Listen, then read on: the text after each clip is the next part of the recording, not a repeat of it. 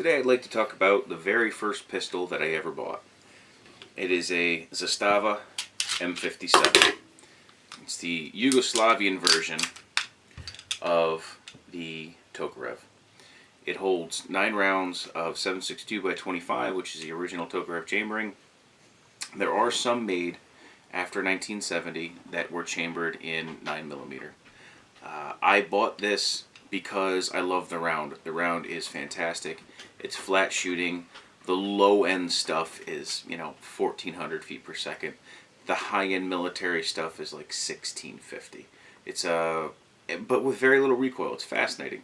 I bought it for those reasons. I also bought it because it has a very slim profile and it's easy to hide. Now the issue is, when I bought this, I was told it came with a safety.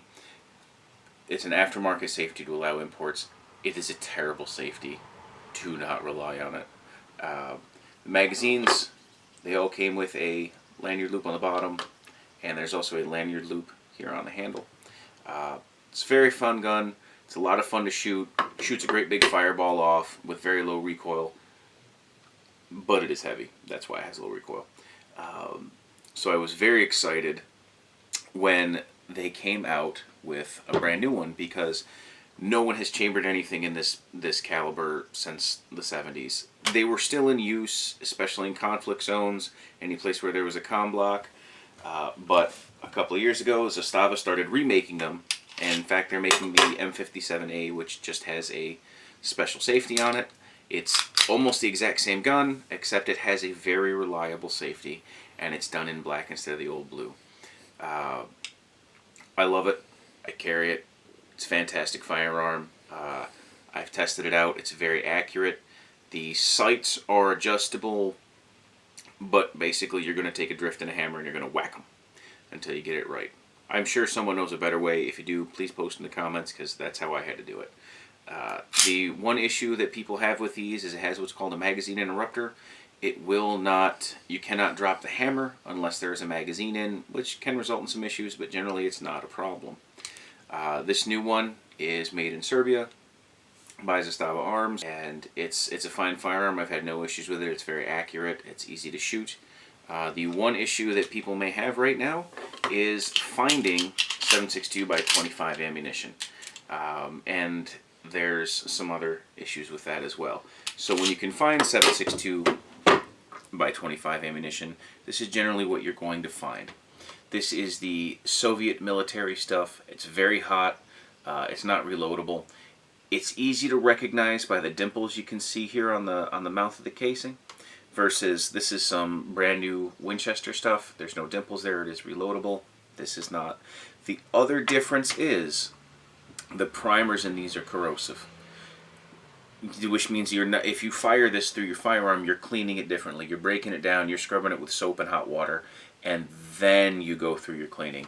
If you can find some of this nice Winchester stuff or Fiocchi stuff, it's the non-corrosive primers, you just clean it like you would a normal firearm.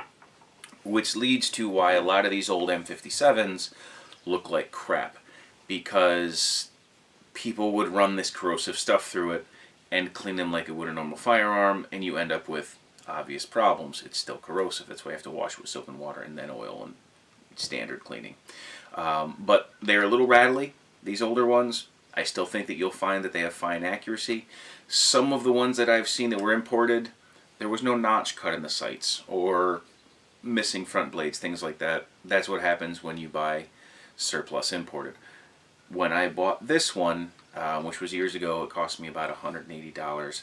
Now I see these for sale somewhere around $300. The new M57 by Zastava, I want to say I paid somewhere around $400 for that, but that was a while ago. I'm sure the price has gone up. The reason why I'm making this video is so many of these landed on the market and sold, so there's a lot of them in circulation. People may have questions. I've been shooting mine for years and years, so I would like to help people with that.